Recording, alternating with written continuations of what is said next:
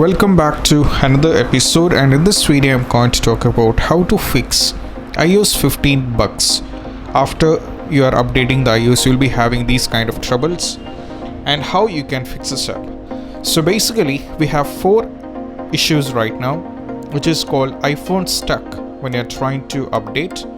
Your live text is not working, as well as your iPhone storage is completely used up, and also the iTunes can't run error. These are the basic errors which most users are having right now when they are trying to go for iOS 15, and we're going to talk about how to fix this up.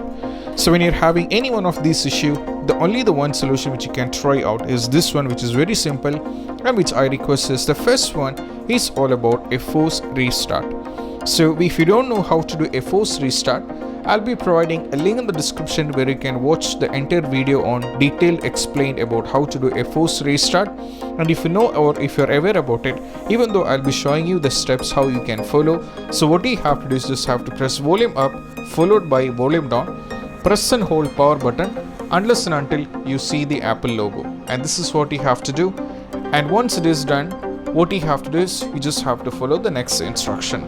So the next instruction is all about you have to do a reset network settings. So in order to do a reset network settings, tap over here on the settings. From here you just have to tap on general.